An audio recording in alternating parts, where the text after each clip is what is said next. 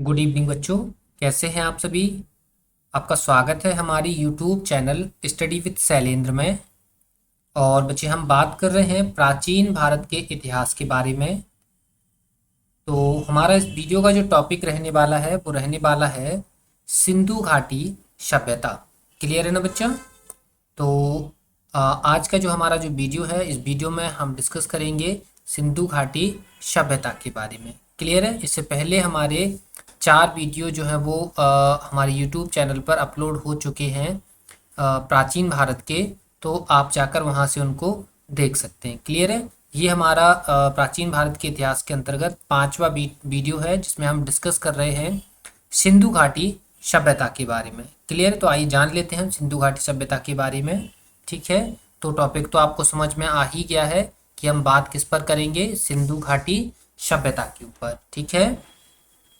तो इसकी कुछ सामान्य सी जानकारियां हैं, चलिए हम उनको देख लेते हैं। देखिए बच्चा, सिंधु घाटी सभ्यता की जो तिथि है, सिंधु घाटी सभ्यता की जो तिथि है वो 2350 से 1750 बीसी तक मानी जाती है। क्लियर है। सिंधु घाटी सभ्यता की जो तिथि है वो 2350 से लेकर 1750 बीसी तक मानी जाती है। ये जो बच्चा तिथि है ना, ये सर्वमान्य तिथि मानी जाती है। हालांकि सिंधु घाटी सभ्यता के संबंध में अलग अलग विद्वान जो हैं उन्होंने, जो अलग अलग इतिहासकार हैं, उन्होंने अलग अलग तिथियां बताई हैं। इसलिए आपको कंफ्यूज होने की ज़रूरत नहीं है। क्लियर है। क्योंकि कुछ बुक्स में कुछ अलग इसकी डेट लिखी रहती है और कुछ बुक्स में अलग लिखी रहती है। ठीक है। और यहाँ तक कि टीचर भी इसकी जो तिथि है वो अलग अलग बताते हैं। क्लियर है। तो आपको कंफ्यूज नहीं होना है। ये जो तिथि हमने आपके सामने बताई है, ये जो तिथि है एक सर्वमान्य तिथि है। कितनी है? 2350 बीसी से लेकर 1750 बीसी तक। क्लियर है। चलिए, इसकी जो सिंधु घाटी सभ्यता है, इसके जो खोजकर्ता हैं, खोजकर्ता माने जाते हैं वो दयाराम शाहिनी माने जाते हैं। क्लियर है। सिंधु घाटी सभ्यता की जो खोजकर्ता हैं वो दयाराम शाहिनी माने जाते हैं। लेकिन इनके संबंध में कुछ और चीज़ें भी आपको जान लेनी चाहिए। क्या है बच्चा कि सिंधु घाटी सभ्यता के बारे में, सिंधु घाटी सभ्यता के बारे में जो सबसे पहला जो ध्यान आकर्षण किया था लोगों का, वो कौन थे? वो थे चार्ल्स मैसन। ठीक है बच्चा। तो यहाँ लिखेंगे चार्ल्स मैसन। चार्ल्स मैसन ने क्या किया था बच्चा? चार्ल्स मैसन ने सर्वप्रथम हड़प्पा के टीलों की तरफ, सर्वप्रथम हड़प्पा के टीलों की तरफ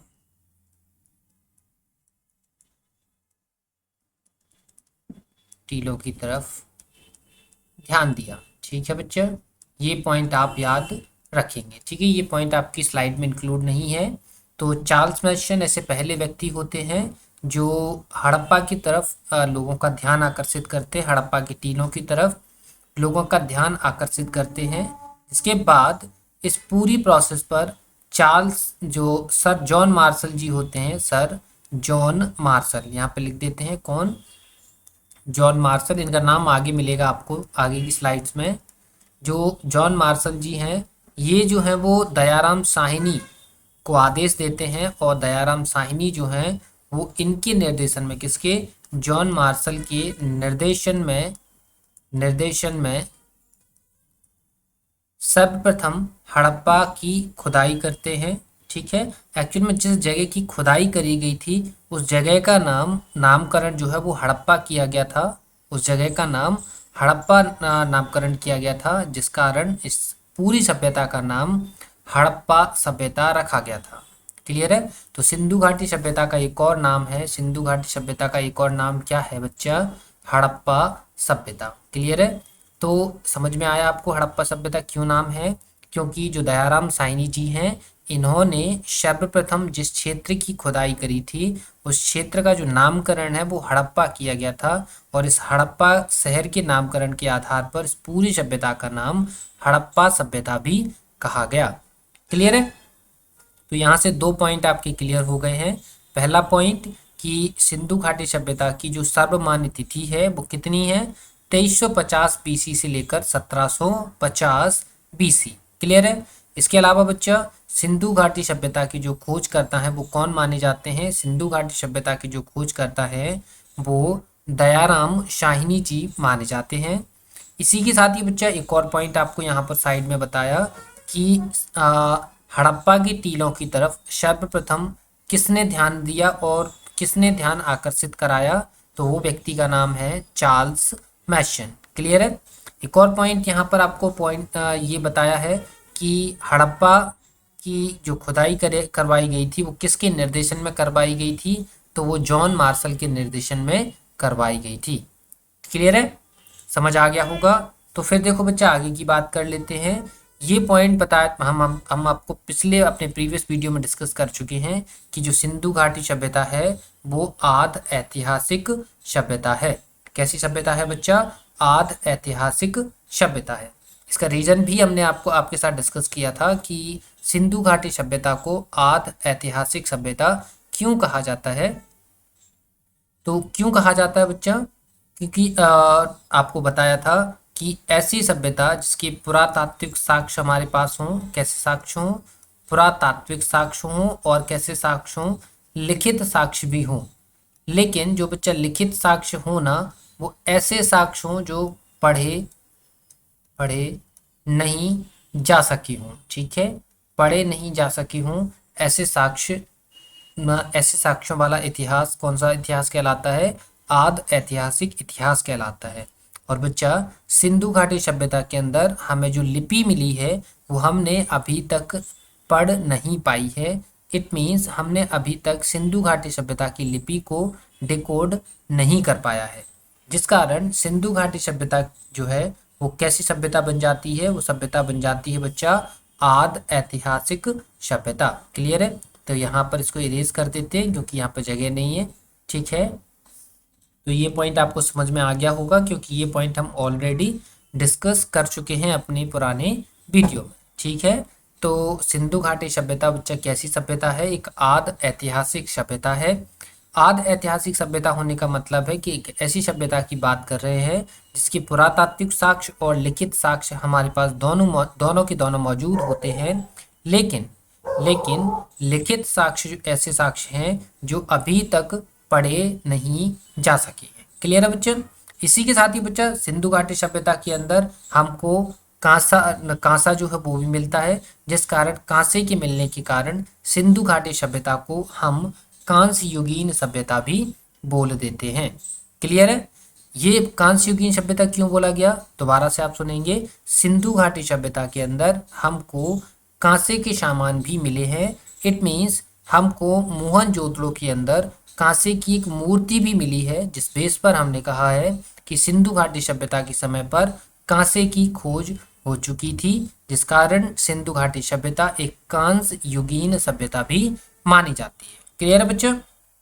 चलिए देखिए बच्चे, एक सारे के सारे पॉइंट जो है वो इम्पोर्टेंट पॉइंट है, सभी को आप नोट करेंगे, किसी को भी नहीं छोड़ेंगे। ठीक है, नेक्स्ट पॉइंट की बात करें तो सिंधु घाटी सभ्यता जो है वो एक नगरीय सभ्यता है।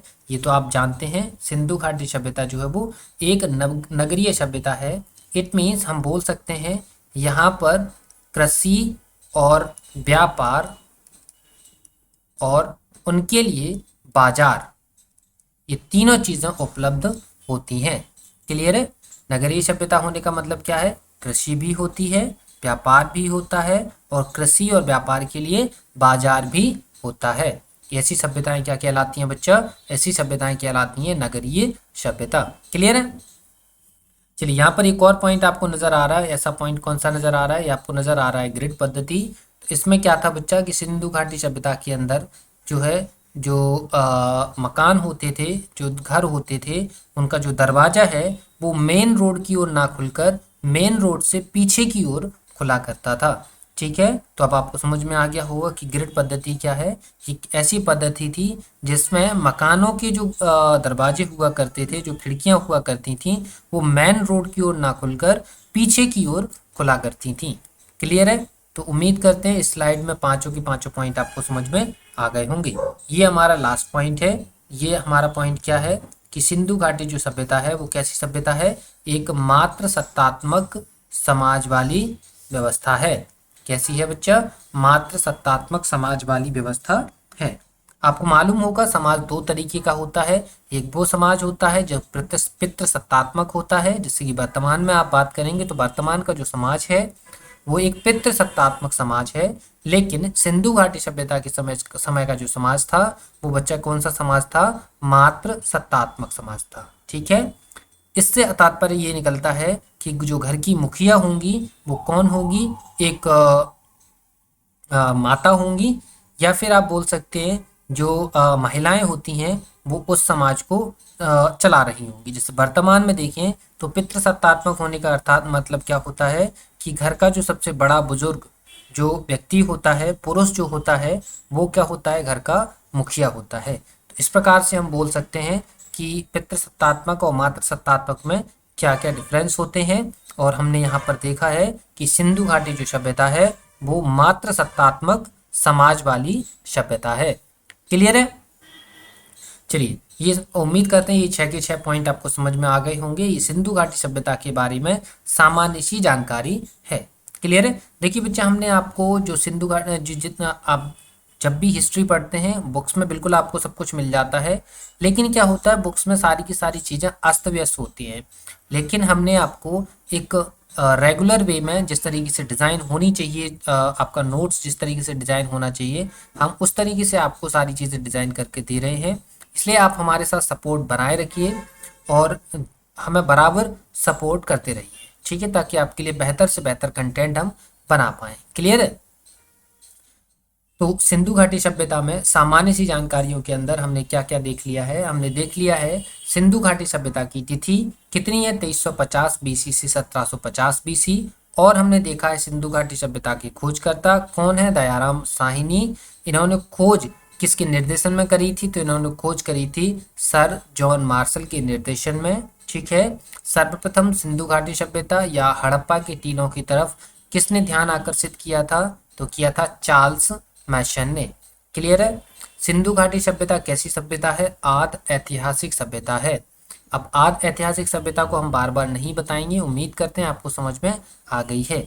नहीं समझ में आई है, आप हमारा पुराना वीडियो देखिए, वहां पर आपको समझ में आ जाएगा, क्योंकि वहां पर हमने आद ऐतिहासिक, प्राग ऐतिहासिक और ऐतिहासिक इन सभी चीजों पर डिस्कशन किया हुआ है। ठीक है, सिंधु घाटी सभ्यता कांस्य युगीन सभ्यता भी कही जाती है, क्योंकि सिंधु घाटी सभ्यता के अंदर हमको कांसे का प्रयोग भी देखने के लिए मिल जाता है। इसी के साथ ही सिंधु घाटी सभ्यता एक नगरीय सभ्यता के साथ साथ ग्रिड पद्धति पर आधारित सभ्यता है। और क्या है बच्चा? सिंधु घाटी सभ्यता का जो समाज है वो कैसा समाज है? मात्र सत्तात्मक समाज है। क्लियर है बच्चा? उम्मीद करते हैं ये चीजें समझ में आ गई हैं। फिर चलते हैं हम आगे की तरफ। अब देखिए बच्चा, हम बात कर रहे हैं सिंधु घाटी सभ्यता के ऊपर ही। तो देखिए, सिंधु घाटी सभ्यता के जो निवासी हैं वो कैसे माने जाते हैं? सिंधु घाटी सभ्यता के जो निवासी हैं वो भूमध्य सागरीय माने जाते हैं। अर्थात हम बोल सकते हैं जो भूमध्य सागर है, भूमध्य सागर जो है उसके आसपास के इलाकों में रहने वाले जो निवासी है वो सिंधु घाटी सभ्यता के निवासी माने गए हैं। ठीक है, सिंधु घाटी सभ्यता के जो लोग माने गए हैं वो कैसे माने गए हैं? भूमध्य सागरीय माने गए हैं। इट मीन्स हम कह सकते हैं कि जो भूमध्य सागर के आसपास के इलाकों में जो लोग रहते थे वो कैसे लोग रहते थे? सिंधु घाटी सभ्यता के लोग रहते थे। क्लियर है? सिंधु घाटी सभ्यता के जो लोग हैं, जो उनकी जाति है वो कौन सी मानी गई है? वो द्रविड़ मानी गई है, जो कि वर्तमान में आपको दक्षिण भारत के अंदर देखने के लिए मिल जाएगी। ठीक है, आपको मालूम होगा कि उत्तर भारत में आर्य देखने के लिए मिलते हैं, जबकि दक्षिण भारत में द्रविड़ जाति देखने के लिए मिल जाती है। ठीक है, तो दक्षिण भारत की जो वास्तविक जाति है वो कौन सी है बच्चा? द्रविड़ है। तो सिंधु घाटी सभ्यता के जो लोग थे वो भी कैसे थे? द्रविड़ थे। क्लियर है? चलिए, हम लिपि की बात कर लेते हैं। तो सिंधु घाटी सभ्यता की जो लिपि है वो भाव चित्रात्मक लिपि है। इट मीन्स यहाँ पर जो लिपि यूज करी गई है उसमें सिंबल बने हुए हैं, ना कि कोई लेटर लिखा हुआ है। ठीक है, तो सिंधु घाटी सभ्यता की जो लिपि है वो भाव चित्रात्मक लिपि है। कहीं कहीं क्या होता है बच्चा, जब भी क्वेश्चन में कई बार क्वेश्चन पूछा गया है कि सिंधु घाटी सभ्यता की लिपि कैसी है, तो वहां पर भाव चित्रात्मक लिपि ना लिखकर वो अज्ञात लिपि भी लिख देता है। तो आपको ये पॉइंट भी अपनी नोटबुक में नोट कर लेना है। क्लियर है? कई बार ये क्वेश्चन पूछा गया पेपर में जहां पर भाव चित्रात्मक ऑप्शन ना देकर अज्ञात लिपि का ऑप्शन दिया जाता है, तो फिर आपको अज्ञात लिपि का ऑप्शन चूज करना होता है। क्लियर है? तो भाव चित्रात्मक लिपि क्यों है? क्योंकि इसमें सिंबल बने हुए हैं, तो वो जो सिंबल हैं वो किसी ना किसी भाव को चित्रित करते हैं।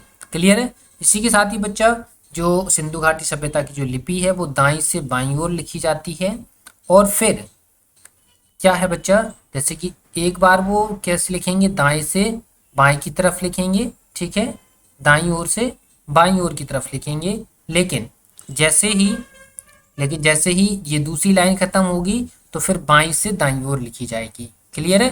तो क्या होता है इसमें, ऐसे चलती है ये लिपि, ऐसे करके ऐसे चलती है, दाईं से बाईं ओर, बाईं से दाईं ओर, दाईं से बाईं ओर, बाईं से दाईं ओर। क्लियर है बच्चा? समझ में आ गया होगा। तो यहाँ पर 2 पॉइंट्स हैं।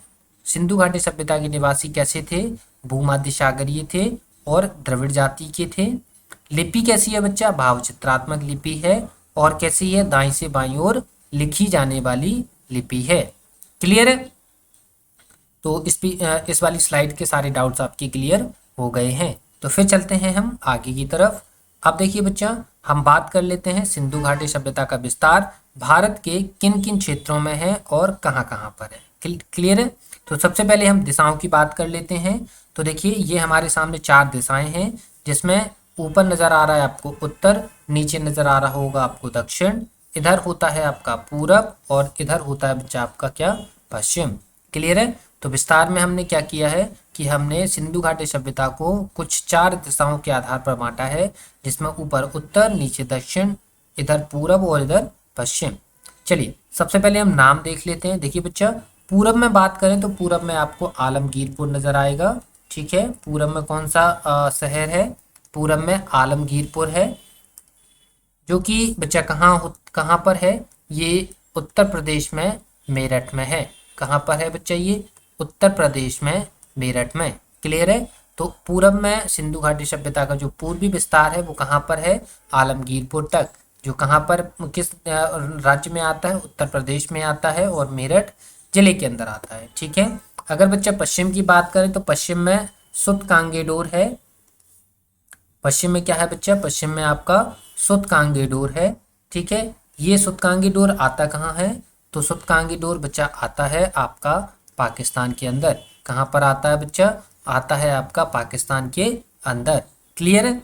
हम बात करते हैं उत्तर की, तो उत्तर में आपका मांदा है, जो कि आता है जम्मू एंड कश्मीर में, J&K में। ठीक है बच्चा, जो कहाँ पर आता है? जम्मू एंड कश्मीर में। क्लियर है? अगर हम दक्षिण की बात करें तो दक्षिण में आपका दैमाबाद आता है, जो कि भारत में कहाँ पर है? महाराष्ट्र में। कहाँ पर है बच्चा? महाराष्ट्र में। क्लियर है? तो ये कुछ विस्तार है सिंधु घाटी सभ्यता का। क्या है? पूरब में आलमगीरपुर, पश्चिम में सुतकांगेडोर, उत्तर में मांदा, और दक्षिण में दैमाबाद। क्लियर है? तो ये चीज़ें आपको समझ में आ गई हैं और आपने अपनी नोटबुक में नोट भी कर ली हैं।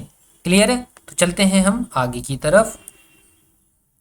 बच्चा हम बात कर लेते हैं कृषि को लेकर कि सिंधु घाटी सभ्यता में कृषि की जो रूपरेखा है वो कैसी थी। तो देखिए बच्चा, यहाँ पर सिंधु घाटी सभ्यता की जो मुख्य फसलें थीं वो कौन कौन सी थीं? गेहूं और जौ। ठीक है, सिंधु घाटी सभ्यता की जो फसल थी, मुख्य फसलें थी, वो कौन सी थी? गेहूं और जौ। क्लियर है? लेकिन देखो बच्चा, रंगपुर और लोथल से हमको चावल के साक्ष्य भी प्राप्त हुए हैं। कहाँ से बच्चा? रंगपुर और लोथल से हमको चावल के साक्ष्य भी प्राप्त हुए हैं। यहाँ पर एक मिस प्रिंटिंग है, यहाँ पे लिख लीजिए चावल के साक्ष्य प्राप्त हुए हैं। ठीक है, लेकिन यहाँ पर एक पॉइंट आपको नोट करके रखना है या ध्यान कर लीजिए कि अगर क्वेश्चन पूछा जाता है कि सिंधु घाटी सभ्यता के अंदर चावल के साक्ष्य कहाँ से प्राप्त हुए हैं, और इंडिविजुअली आपको ऑप्शंस लिखे हैं। एक में लिखा है आपका रंगपुर और एक में लिखा है लोथल। ठीक है, हमने क्या बोला? ध्यान से सुनिए। अगर आपके पास क्वेश्चन आ जाता है कि सिंधु घाटी सभ्यता में चावल के साक्ष्य कहाँ से प्राप्त हुए हैं, और ऑप्शन जो है वो इंडिविजुअल हैं, एक ऑप्शन में रंगपुर लिखा है और एक ऑप्शन में लोथल लिखा है, तो उस कंडीशन में आप लोथल को चूज करेंगे। क्लियर है बच्चा? उम्मीद करते हैं समझ में आ गया है। क्या किसको चूज करेंगे आप? लोथल को चूज करेंगे। ठीक है, अगर आपका साथ साथ लिखा है रंगपुर और लोथल, तब तो आपको रंगपुर और लोथल दोनों को चूज कर लेना है। लेकिन अगर इंडिविजुअल है तो फिर आप किसको प्रायोरिटी देंगे? आप प्रायोरिटी देंगे लोथल को। क्लियर है? तो कृषि के संबंध में दो चीजें आपको समझ में आ गई हैं कि कृषि सिंधु घाटी सभ्यता की जो मुख्य फसल है वो कौन सी है? गेहूं और जौ है। लेकिन हमको सिंधु घाटी सभ्यता के अंदर चावल के साक्ष्य भी मिल जाते हैं, और वो साक्ष्य कहाँ पर मिलते हैं? वो साक्ष्य हमको मिल जाते हैं रंगपुर और लोथल के अंदर। क्लियर है? और ये पॉइंट भी आपको समझ में आ गया है कि क्वेश्चन अगर पूछा जाए कि चावल के साक्ष्य सिंधु घाटी सभ्यता में कहाँ से प्राप्त हुए हैं, और कुछ ऑप्शन आपके इंडिविजुअल है, रंगपुर अलग ऑप्शन में है और लोथल अलग ऑप्शन में है, तो फिर किसको चुनेंगे? आप चुनेंगे लोथल को। क्लियर है? चलिए बात कर लेते हैं कुछ अन्य साक्ष्यों को लेकर। तो अन्य साक्ष्यों में देखिए बच्चा क्या है कि सुतकोतदा, कालीबंगा और लोथल, इन तीनों जगह से हमको घोड़े के अस्थि पंजर प्राप्त हुए हैं। ठीक है, सुतकोतदा, कालीबंगा और लोथल से हमको घोड़े के अस्थि पंजर प्राप्त हुए हैं। इसी के साथ ही बच्चा सिंधु घाटी सभ्यता के जो लोग हैं वो यातायात का भी प्रयोग करते थे, और यातायात के लिए वो 2 पहिया और 4 पहिए वाली बैलगाड़ी का प्रयोग करते थे। क्लियर है बच्चा? तो क्या सीखा हमने कि सिंधु घाटी सभ्यता में सुतकोतदा, कालीबंगा और लोथल से घोड़े के अस्थि पंजर प्राप्त हुए हैं। इसी के साथ ही सिंधु घाटी सभ्यता के जो लोग थे वो यातायात का भी प्रयोग करते थे, जिसमें वो 2 पहिया और 4 पहिया वाली बैलगाड़ियों का इस्तेमाल करते थे। क्लियर है? चलिए तो फिर आगे की बात कर लेते हैं हम। देखिए अब हम बात कर रहे हैं मोहर और व्यापार को लेकर। ठीक है, क्योंकि किसी भी सभ्यता के अंदर अगर वो विकसित सभ्यता है तो उसमें मोहर होना लाजमी है, अगर मोहरें हैं तो व्यापार भी होना लाजमी है। क्लियर है? चलिए देखिए सिंधु घाटी सभ्यता की जो मोहरें हैं, उन मोहरों में जो सबसे ज्यादा जो मोहरें हैं वो एक सींग वाले पशु की मोहरें हैं। क्लियर है? जो सिंधु घाटी सभ्यता है उसमें जो मोहरों का प्रयोग किया गया है उनमें सबसे ज्यादा जो मोहरें हैं वो एक सींग वाले पशु की है। अर्थात आप बोल सकते हैं किसकी किसकी छवि अंकित है? पशुपति की छवि जो है वो अंकित है, या एक सींग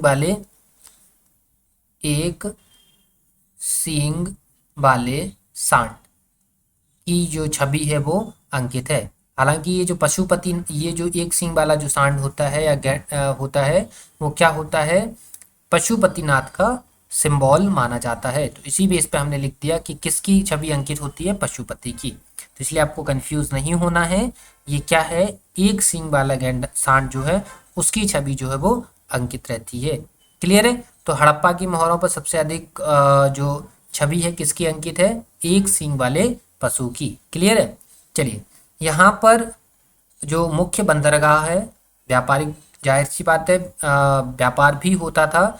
भारत सिंधु घाटी सभ्यता के जो लोग हैं वो उनके पैरेलल चलने वाली सभ्यताओं के साथ भी व्यापार करते थे। तो अगर पैरेलल चलने वाली सभ्यताओं के साथ व्यापार होगा तो जाहिर सी बात है बंदरगाह का प्रयोग होगा। तो सिंधु घाटी सभ्यता के अंतर्गत जो प्रमुख बंदरगाह थे वो लोथल और सुतकोतदा थे। ठीक है, कौन से थे? लोथल और सुतकोतदा थे। ये दोनों की दोनों जो क्षेत्र हैं वो गुजरात के अंदर आते हैं। ठीक है, एक और चीज आप यहाँ पर याद रखिए कि सिंधु घाटी सभ्यता के जो लोग हैं वो मेसोपोटामिया की सभ्यता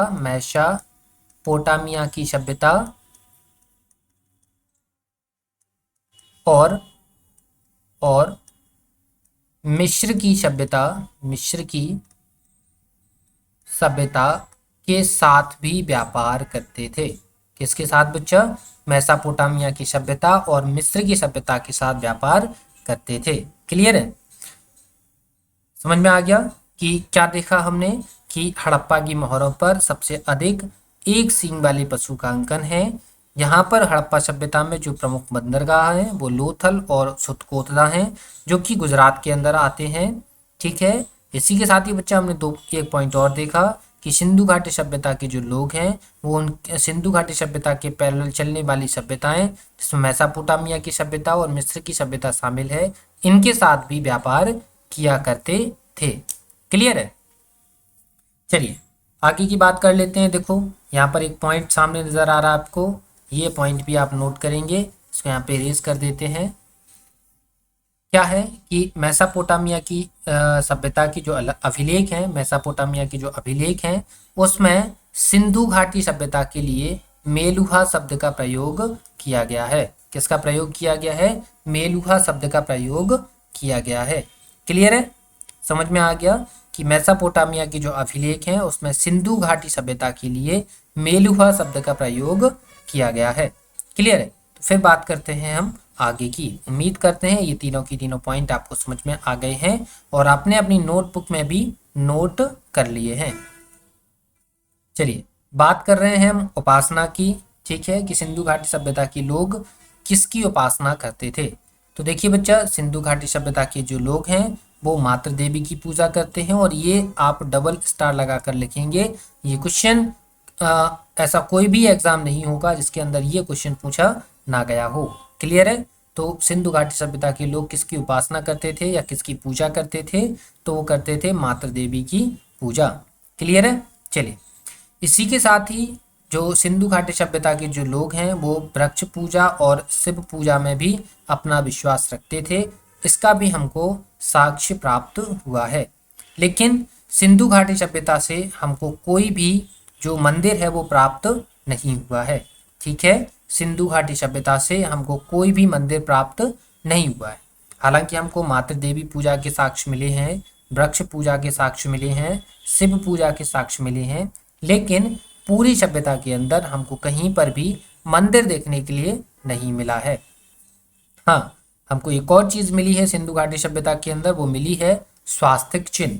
वो भी ये जो स्वास्तिक चिन्ह है वो भी बड़े पैमाने पर हमको देखने के लिए मिल जाते हैं।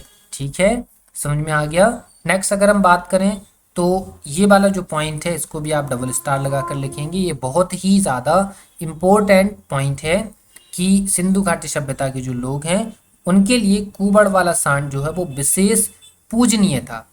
क्लियर है बच्चा? ये क्वेश्चन सभी एग्जाम्स में पूछा जा चुका है कि सिंधु घाटी सभ्यता के लोगों के लिए सबसे ज़्यादा पूजनीय जो है वो क्या है। तो आंसर क्या होता है आपका? कुबड़ वाला सांड। क्लियर है? तो कुबड़ वाला सांड जो है वो सिंधु घाटी सभ्यता के लोगों के लिए विशेष पूजनीय था। ठीक है, तो ये वाली स्लाइड में हमने 5 पॉइंट्स की बात करी है। तो ये पांचों के पांचों पॉइंट आप नोट करेंगे। हमने स्लाइड में क्या सीखा कि सिंधु घाटी सभ्यता के जो लोग हैं वो मातृ देवी की पूजा करते हैं। इसके अलावा यहाँ पर हमको वृक्ष पूजा और शिव पूजा के भी साक्ष्य देखने के लिए मिल जाते हैं।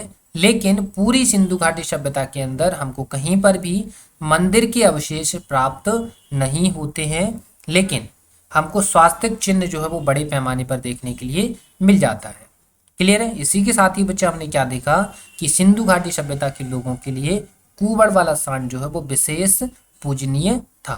ठीक है, तो इसमें आपके लिए 2 पॉइंट बहुत ज़्यादा इंपॉर्टेंट हैं।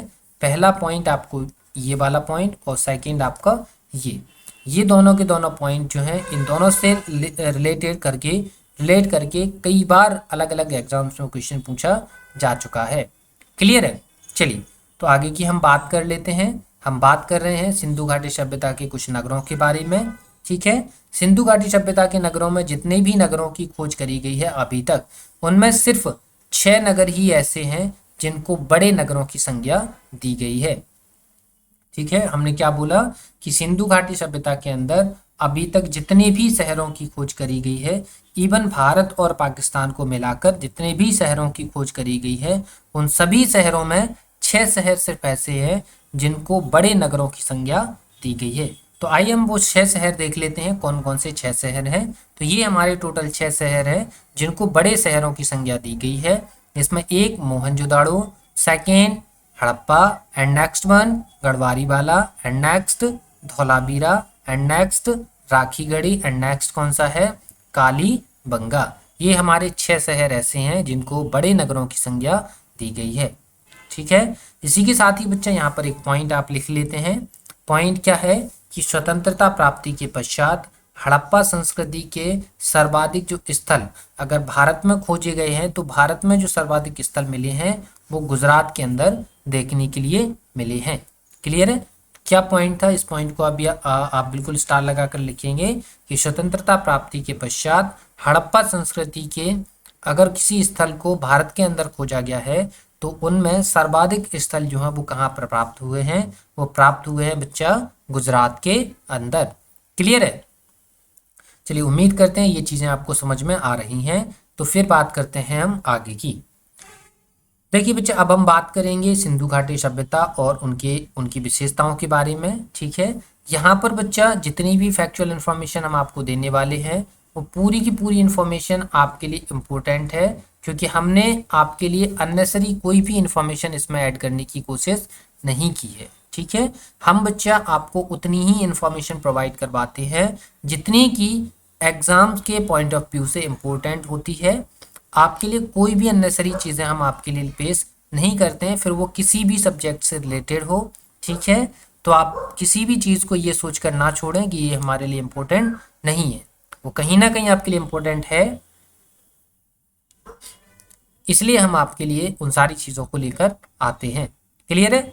हम यहाँ पर उन चीज़ों को भी आपके लिए लेकर आते हैं जो आपकी जो लूसेंट की जो किताब है उसके अंदर वो चीज़ें भी ऐड नहीं होती हैं, और हम आपके लिए वो लेकर आते हैं। क्यों? क्योंकि बुक में शायद चीज़ें छूट जाती हैं, लेकिन हमें मालूम होता है कि कौन सी चीज़ इम्पोर्टेंट है और कौन सी चीज़ इम्पोर्टेंट नहीं है, तो उसी बेस पर हम सारा डेटा तैयार करते हैं।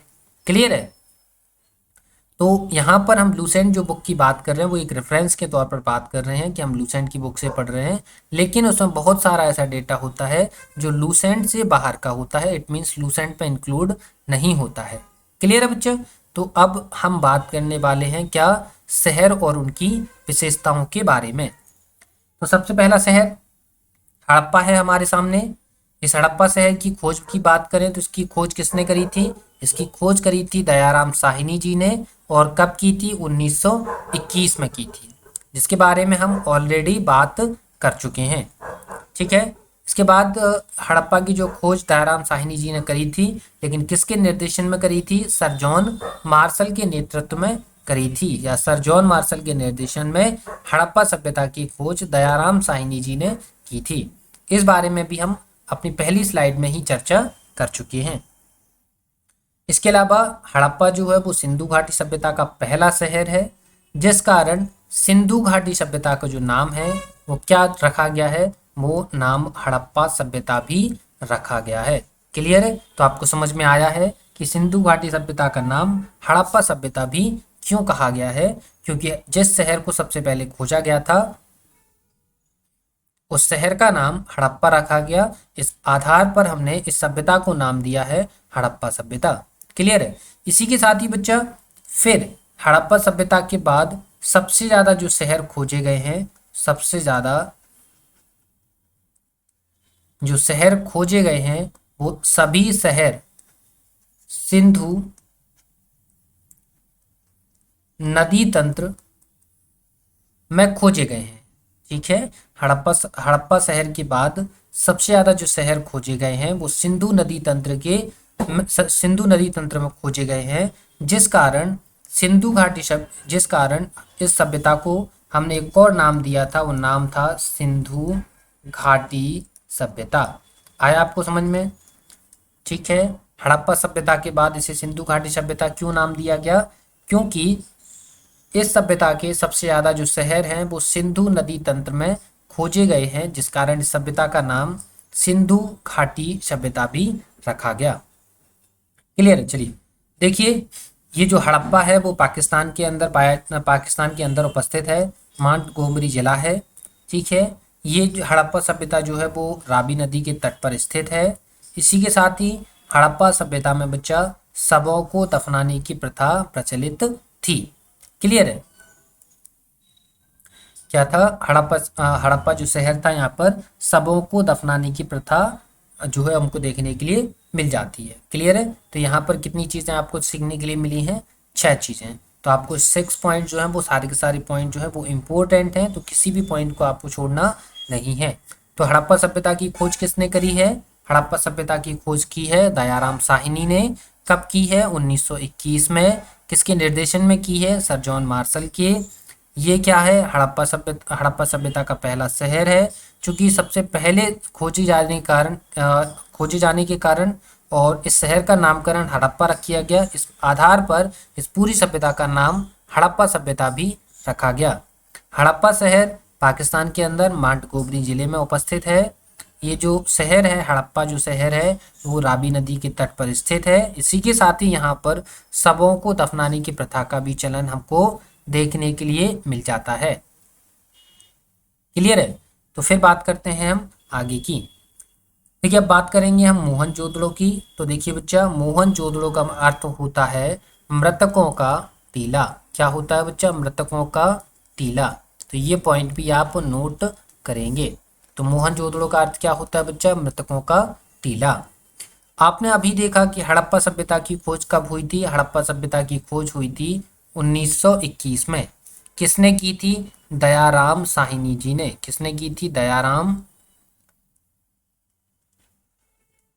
साहनी जी ने। ठीक है। इसके जस्ट एक साल बाद, इट मीन्स 1922 में, 1922 में एक व्यक्ति आते हैं जिनका नाम होता है राखाल दास बनर्जी। क्या नाम होता है बच्चा? राखाल दास बनर्जी। ये जो है वो एक नए शहर की खोज करते हैं और उस शहर का नाम रखा जाता है क्या? मोहनजोदड़ो। ठीक है, चलिए देख लेते हैं। देखो, इसके खोजकर्ता कौन है? राखाल दास बनर्जी। कब की थी खोज? 1922 में। ठीक है। कहाँ पर उपस्थित है? ये लरकाना जिला जो कि पाकिस्तान के अंदर है, यहाँ पर मोहनजोदड़ो उपस्थित है। इसी के साथ ही ये जो सिंधु घाटी सभ्यता का सबसे बड़ा शहर माना जाता है, किसको? मोहनजोदड़ो को। और इसी के साथ ही बोला जाता है कि ये जो है वो क्या है? एक राजधानी है। ठीक है, क्या है? एक राजधानी है। इसी के साथ ही यहाँ पर एक और फैक्ट बोला जाता है। वो फैक्ट ये बोला जाता है कि मोहनजोदड़ो और हड़प्पा, मोहनजोदड़ो और हड़प्पा दोनों की दोनों क्या हैं? दोनों की दोनों जुड़वा राजधानी है। क्या है बच्चा? दोनों की दोनों जुड़वा राजधानी है। ठीक है, आइए देख लेते हैं। ये लिखा है जुड़वा राजधानी किसको बोला गया है? हड़प्पा और मोहनजोदड़ो को।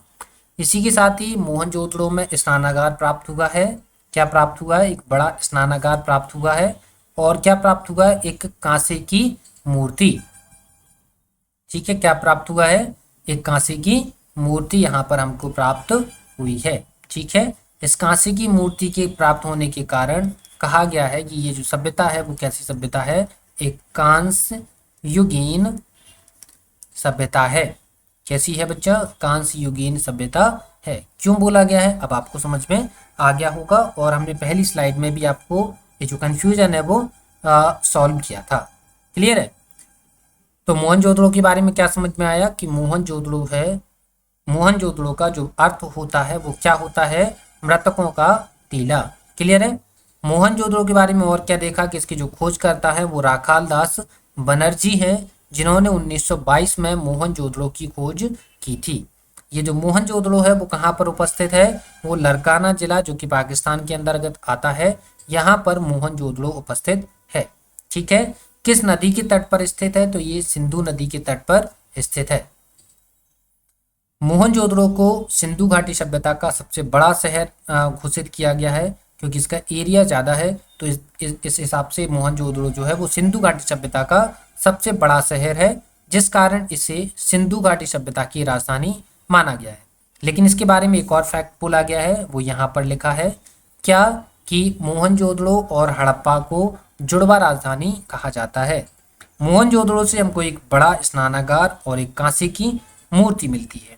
यहाँ पर कांसे की मूर्ति मिलने के कारण हमने माना है कि सिंधु घाटी सभ्यता के लोग कांसे से परिचित थे, जिस कारण इस सभ्यता को कांस्य युगीन सभ्यता भी कहा गया है। क्लियर है? चलिए आगे देख लेते हैं बच्चा। यहाँ पर शवों को जलाने की प्रथा जो है वो देखने के लिए मिल जाती है। ठीक है, किसकी? शवों को जलाने की प्रथा देखने के लिए मिल जाती है। हमने यहाँ पर क्या देखा था कि हड़प्पा में क्या हो रहा था? हड़प्पा में शवों को दफनाया जा रहा था, और मोहनजोदड़ो में क्या हो रहा था? शवों को जलाया जा रहा था। क्या किया जा रहा है? शवों को जलाया जा रहा था। ठीक है बच्चा, समझ में आ गया ये पॉइंट। तो फिर देखते हैं हम नेक्स्ट स्लाइड पर। देखिए अब हम बात कर रहे हैं चहुंदड़ों की। इसके बारे में ज़्यादा चीज़ें याद नहीं रखना है। देखिए इसके बारे में क्या है, इसके जो खोजकर्ता हैं वो गोपाल मजूमदार हैं। कब खोज करी थी? 1931 में इसकी खोज करी थी। और यहाँ पर हमको मनके बनाने का कारखाना प्राप्त होता है। ठीक है, चहुंदड़ों से हमको क्या प्राप्त होता है? मनके बनाने का कारखाना प्राप्त होता है। ठीक है, चलिए तो आगे देख लेते हैं। देखिए बच्चे हम बात करते हैं कालीबंगा। कालीबंगा का मतलब क्या होता है? काली चूड़ियाँ। क्या अर्थ होता है इसका? काली चूड़ियाँ। ठीक है, ये आप नोट करेंगे। तो कालीबंगा का अर्थ क्या होता है? काली चूड़ियाँ। तो ये क्वेश्चन भी कई बार आपसे पूछा गया है। चलिए इसके खोजकर्ता देख लेते हैं। तो देखिए इसके खोजकर्ता कौन है? बीबी लाल हैं। इसकी खोजकर्ता बीबी लाल है। कब खोज करी थी? 1953 में कालीबंगा की खोज करी गई थी। ठीक है, कालीबंगा जो है वो बच्चा कहाँ पर है? कालीबंगा जो है वो घग्गर नदी के किनारे उपस्थित है। और ये जो नदी है, ये जो घग्गर नदी है वो कहाँ पर है? ये जो घग्गर नदी है वो है बच्चा राजस्थान के अंदर। कहाँ पर है? राजस्थान के अंदर। ठीक है, इसी के साथ ही जो कालीबंगा है बच्चा वो कहाँ पर आता है? राजस्थान में। राजस्थान में एक जगह पड़ती है हनुमानगढ़। ठीक है, कहाँ पर क्या कौन सी जगह है? हनुमानगढ़। इस हनुमानगढ़ में ये जगह मिल जाती है आपको, कौन सी? कालीबंगा। ठीक है, कौन सी जगह मिल जाती है बच्चा? कालीबंगा। ठीक है, चलिए आइए देख लेते हैं हम। देखो कौन सा जिला है? हनुमानगढ़ जिला है जहाँ पर कालीबंगा है।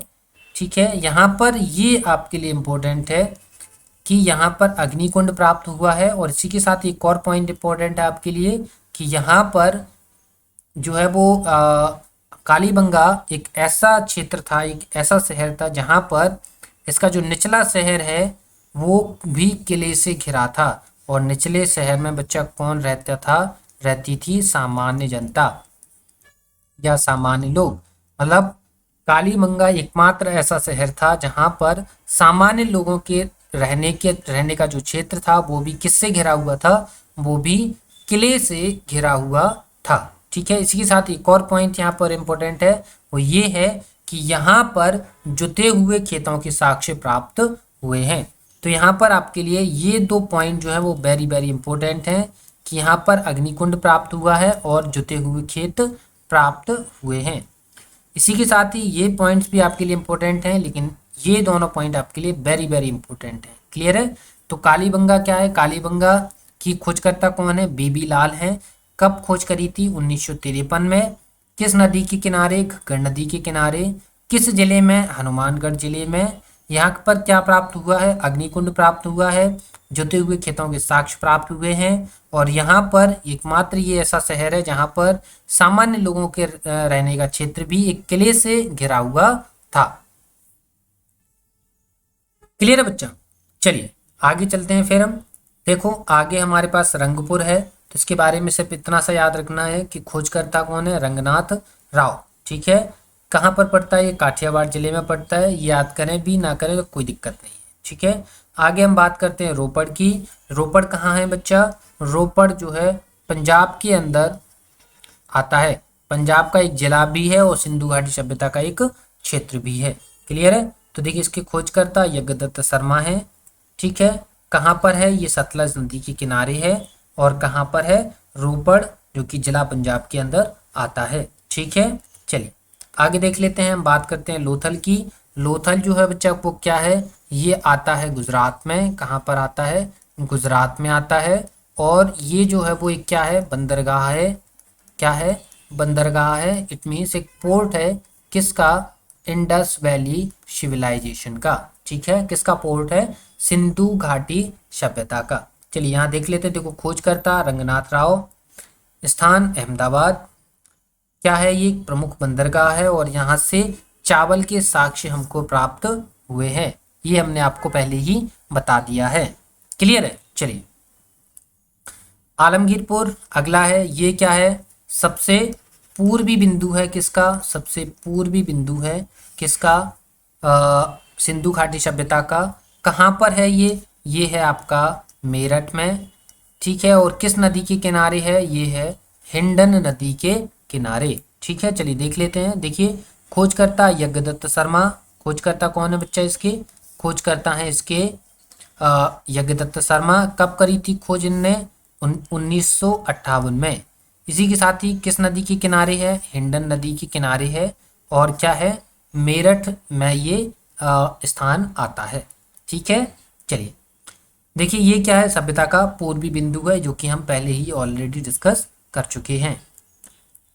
देखिए आगे हम बात करते हैं बनमाली की। ये इंपॉर्टेंट नहीं है, फिर भी आप थोड़ा सा इसके लिए देख लीजिए। क्या है इसके खोजकर्ता? रविंद्र सिंह बिष्ट। और कहाँ पर है ये? हिसार, जो कि कहाँ आता है? ये आता है आपका हरियाणा में।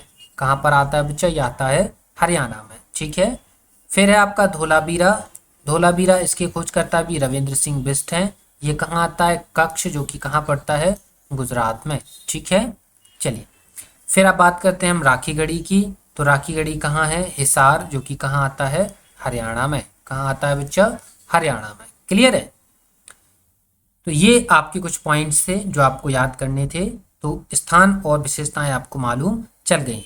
ठीक है, कुछ फैक्चुअल इन्फॉर्मेशन देखिए बच्चे, ये फैक्चुअल इन्फॉर्मेशन है। तो फैक्चुअल इन्फॉर्मेशन आपको याद करनी ही पड़ेगी। हम आपको याद करने का जो सही तरीका है, राइट वे है, वो बता सकते हैं। ठीक है, तो आपको ये सारी चीज़ें याद करना है, सही से प्रॉपर तरीके से नोट्स बनाना है। हालांकि जो हम पढ़ाते हैं इसकी भी आपको पीडीएफ दी जाती है। पीडीएफ हमारे टेलीग्राम चैनल पर मिल जाती है। तो टेलीग्राम चैनल की लिंक हमारे डिस्क्रिप्शन में होती है। क्लियर है? चलिए आगे की बात कर लेते हैं। तो सिंधु घाटी सभ्यता के विनाश का कारण की बात करते हैं। तो देखिए बच्चा, विनाश के कई सारे कारण थे।